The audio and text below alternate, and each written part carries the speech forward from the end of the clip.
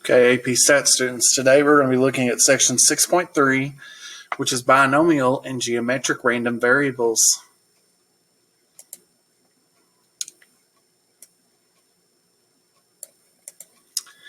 Binomial and geometric random variables. So after this section, you should be able to determine whether the conditions for using a binomial random variable are met, compute and interpret probabilities involving binomial distributions. So binomial is a type of distribution. It's another type of distribution along with the normal distribution that we've already talked about. It's another type of distribution.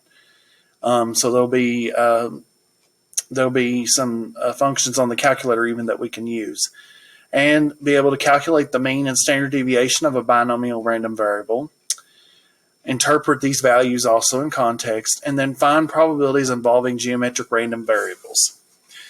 And they list the objective here of when appropriate use normal approximation, but that is not required for the AP statistics exam, so therefore I'm not going to cover that.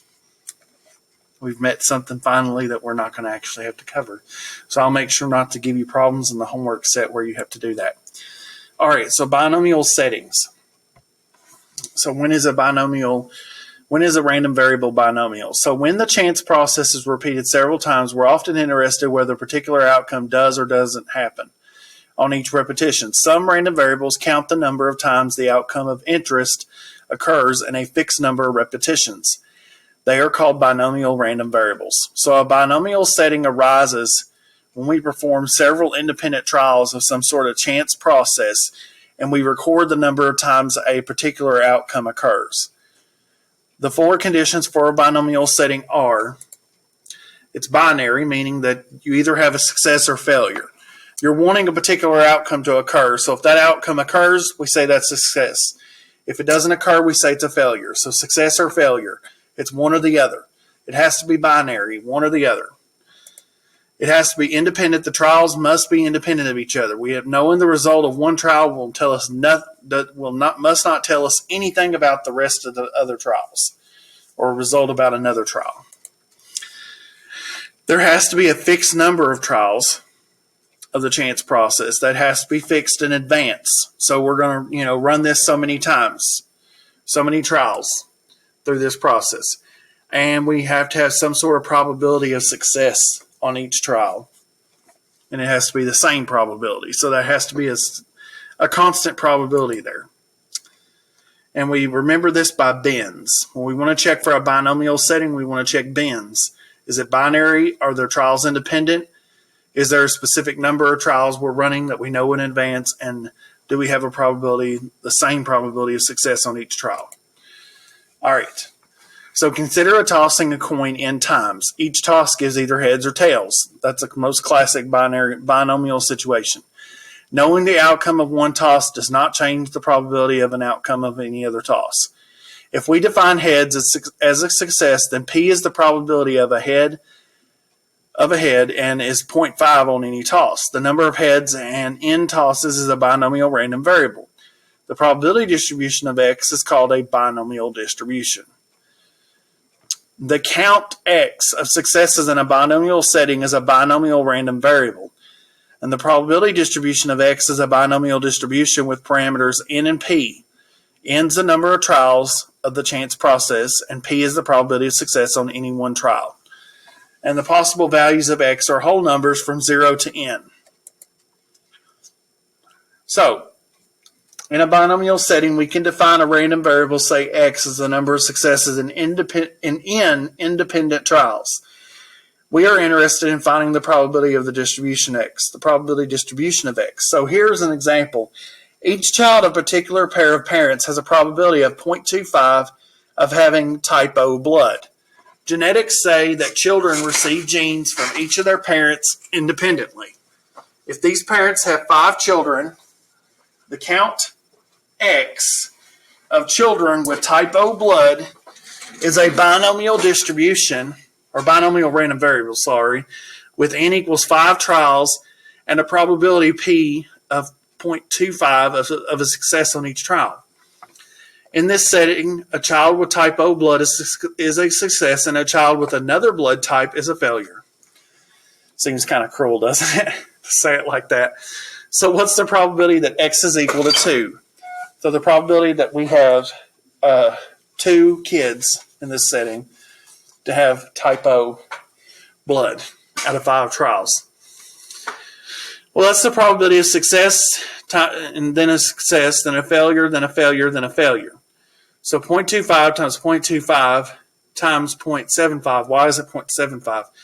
Well, the probability of success is 0.25, so the probability of failure is 0.75. It's a 75% chance they have a different type. So 0.25 times 0.25 times 0.75 times 0.75 times 0.75, that's the probability of 2 successes and 3 failures. So it's 0.25 to the second power times 0.75 to the third power, which comes out to be 0.02637. So it's about a 2.64% chance that X is going to equal 2, that there'll be 2 successes out of 5 trials.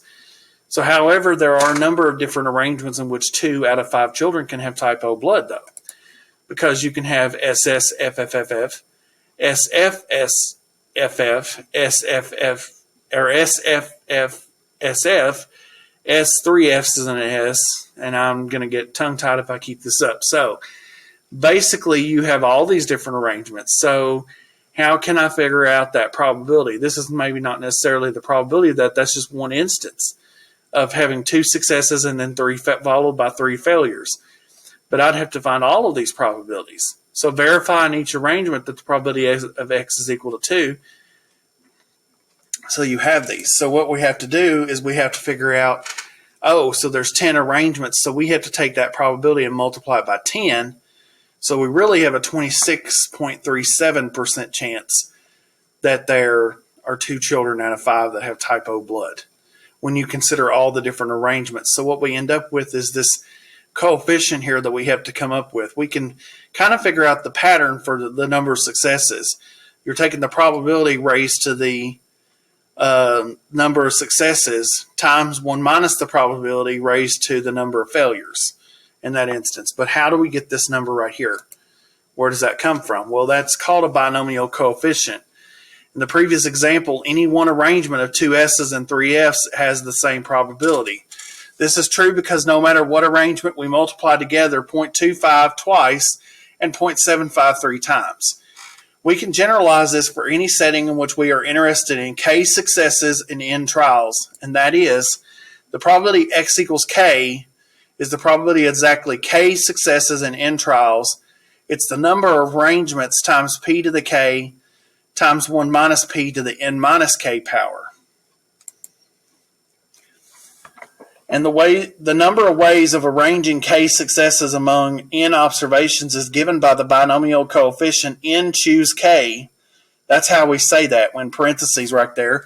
That you will know more familiar, you'll know that is NCR, or now it'll be NCK since we're using K instead of R. But that is a combination from Algebra 2. So that's where that comes from. It's actually something that you did in Algebra 2. And that's equal to N factorial divided by K minus K factorial times N minus K factorial. And that's for K equals 0, 1, 2, all the way to N, where N factorial is N times N minus 1 times N minus 2 times ... continuing so on and so forth, times 3 times 2 times 1. You take the number times 1 less than that number times 1 less than that number all the way until you get to 1. You're multiplying all those numbers together. And 0 factorial is 1.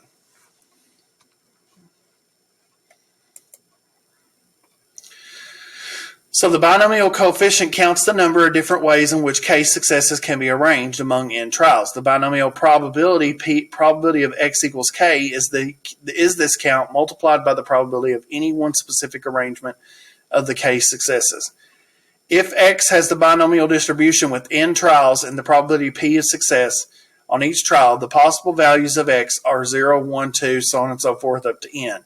And if K is any one of these values, then the probability X equals K is N choose K times P to the K power times 1 minus P to the N minus K power. K is so the number of arrangements of K successes, that's N choose K right there. Okay, K is the number of successes. The probability of K successes is P. And 1 minus the probability of N minus K failures is this right here. The probability of K successes is P to the K power. And the probability of N minus K failures, because if you want K successes, then you want N minus K failures. N's the total number of trials. So if K is the number of successes in those trials, N minus K is the number of failures. So 1 minus P to the N minus K power is the probability of that number of failures. So how do we find binomial probabilities? We state the distribution and values of interest, specify a binomial distribution with the number of trials N, success probability P, and the values of the variable clearly identified. You perform the calculations and show your work. You use one of the following. You use the binomial probability formula to find the desired probability, or more commonly what you're going to use is binom PDF or binom CDF command on the calculator, okay, which I will show you how to do. And then you answer the question in context, obviously. So, for example, each child of particular parents has a probability of 0.25 of having a blood type O. Suppose the parents have 5 children. Find the probability that exactly 3 of the children have type O blood. Okay, so to do that with the calculator, I'm going to show you how to do that on the calculator. You're going to hit second vars, and it's going to take you to this menu again. It's probably easiest to hit the up arrow key to go to the bottom of the list, and you're going to see binom PDF and binom CDF. In fact, you're even going to see geomet PDF and geomet CDF. Guess what? Those are going to go with the geometric distribution, which we're also going to talk about. There's lots of distributions here. We're actually not going to get to talk about in this class Poisson. I like saying that name, though. It looks like poison. Poisson distributions, but that's another fun distribution in statistics. So we're going to go up to binomial PDF for this one. And the difference between PDF and CDF, because we really haven't used normal PDF, but you will use binomial PDF. If you want the probability that X equals a certain number, you're going to use binomial PDF. For a binomial distribution, you're going to use binomial PDF. If you want the probability that X is less than basically an inequality, then you're going to do some variety of binomial CDF. Okay? Binomial CDF does the probability that X is less than or equal to K. X is less than or equal to K, and it's always less than or equal to. Keep that in mind. But we want binomial PDF, so once we get to that, we'll hit enter. And on your calculator, it's going to look different than what it does here. What you're going to have, it's going to ask for the number of trials first. So that's the number of trials. In this case, it would be 5. And then it's going to ask for the probability P. P is the probability. That's the probability of success, which is 0.25. And then it's going to ask for the X value. In this case, you want 3. Okay, the X value will be 3.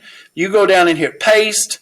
It's going to paste it, and your line of calculator instructions is going to look very similar to mine. And you get your answer here. Okay, you get your answer, which comes out to be 0.0879, or 789, sorry, 789. 0.08789, which is basically that's what we have right here. So should the parents be surprised if more than 3 of their children have type O blood? To answer this, we need to find the probability that X is greater than 3. Disclaimer. When you will use, because it's an inequality with the binomial distribution, you will use the binomial CDF. But remember, CDF gives you less than or equal to. So if I want greater than 3, it's going to give me, if I run this with less than or equal to 3, I'm going to have to do 1 minus that to get the probability that X is greater than 3.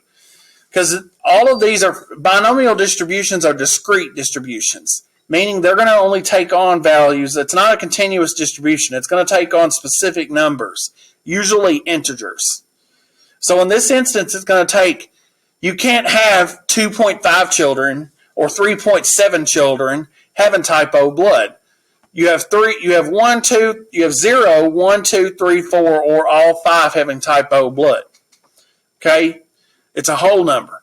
So if I find the probability that x is less than or equal to 3, that means the probability that x is 0 and 1 or 2 or 3. And if I want the probability x is greater than 3, then it's just it's everything but those. It's everything but 0, 1, 2, or 3. I hope that makes sense. The probability x is greater than 3 means not 3, not 2, not 1, and not 0. So if I find the probability of 0, 1, 2, and 3 together, 1 minus that probability will give me the probability of 4 and 5, in other words. Okay? And you actually can do this also with the binomial PDF. You could run it once for 4, get your answer, run it once for 5, get your answer, and add those probabilities. And that will work.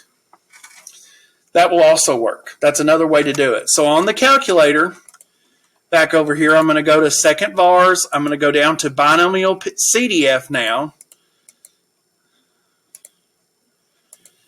And on binomial CDF, what it shows on your screen, because yours is going to look a little different from mine with the newer operating system, it's really the same thing. The number of trials, this case, it would be 5 trials, comma, success is 0.25, and we're really going to do, this is going to give us, if we do 3 as our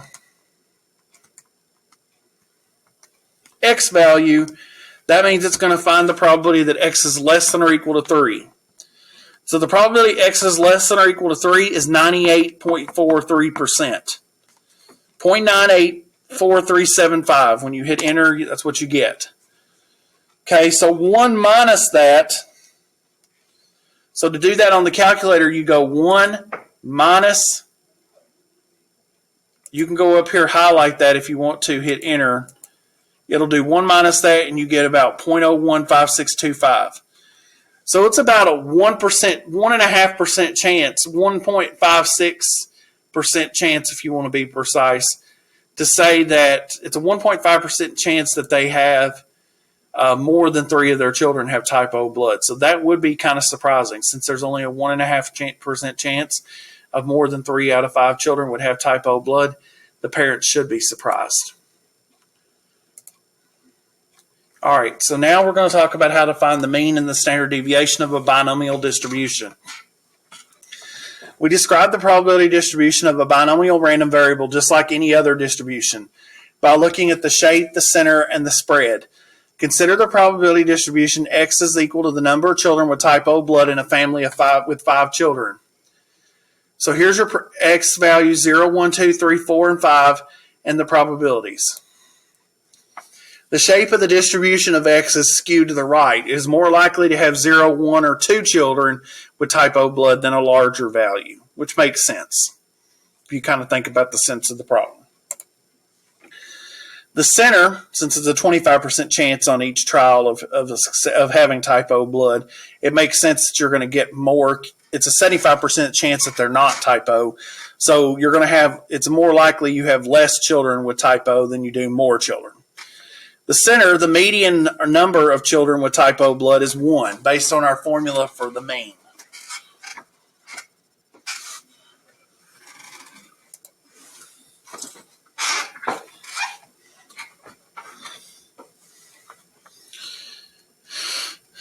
Okay, because the mean is going to equal the sum of the x values times the probability. So when you do that, you get about 1.25. The spread, the variance in this case, using the variance formula right there, and these are coming from the variance formula for a random variable like we've had before. You get this formula right here, which comes out to be about 0.9375. So the standard deviation would be 0.968. Now, the simplified version of this, the mean and the standard deviation of a binomial random variable. If a count x has a binomial distribution with the number of trials n and the probability of success p, the mean and standard deviation of x are, this is the mean and this is the standard deviation, not the variance. A quicker, easier way to do it for a binomial random variable. The mean is just the number of trials times the probability, NP. And the standard deviation is the square root of NP times 1 minus P. These formulas work only for binomial distributions. They can't be used for other distributions. So Mr. Bullard's 21 AP Stat students did the activity on page 340. I'm sure it's a different page number. Again, the page numbers don't quite line up in your textbook, but it's probably around 340. I'd say give or take 5 pages one way or the other. Probably less than 5 pages, probably below that. It's probably like page 335 or something. Anyways, if we assume the students in his class cannot tell tap water from bottled water, then each has a 1/3 chance of correctly identifying the different type of water by guessing. Let X be the number of students who correctly identify the cup containing the different type of water. Find the mean and the standard deviation of X. So since X is a binomial random variable with parameters n equals 21, p equals 1/3, we can use the formulas for the mean and the standard deviation of a binomial random variable. The mean then would be NP, which would be 7. So we expect about 1/3 of his 21 students, about 7, to guess correctly. And the standard deviation would be NP times 1 minus P. So that's 21 times 1/3 times 2/3, which comes out, and it's the square root of all that, which comes out to be a 2.16.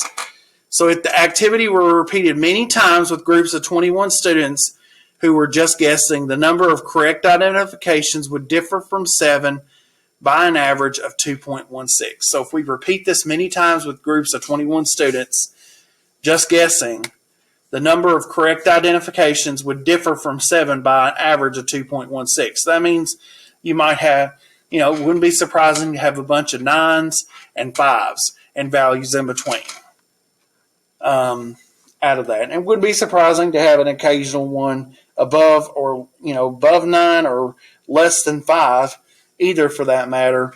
But on average, most of the time it should be in that range. All right. So binomial distributions and statistical sampling. We're going to be talking about sampling soon, before too long. The binomial distributions are important in statistics when we wish to make inferences about the proportion, P, of successes in a population. Almost all real-world sampling, such as taking an SRS, remember what that means, simple random sample, from a population of interest is done without replacement. However, sampling without replacement leads to a violation of the independence condition. When the population is much larger than the sample, a count of successes, a count of successes in a simple random sample of size n has an approximately the binomial distribution with n equals to the sample size and p equals the proportion of successes in the population. And when taking a simple random sample of size n from a population of size capital N, we can use a binomial distribution to model the count of successes in the sample as long as our sample size has to be less than or equal to 1/10 of our population size. 1/10 times capital N, which is the population size. Our sample size has to be smaller than 1/10 of the population size.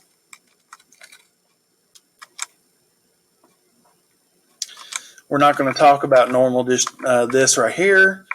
Blah, blah, blah. We're ready to talk about geometric distributions. But given how long that I've taken, I've decided I'm going to make this a 2-day section. So we'll do binomial or geometric distributions. We'll finish this PowerPoint up tomorrow and finish up this section up tomorrow. So you'll have some problems today to look at with binomial distribution. Let me know if you have any questions.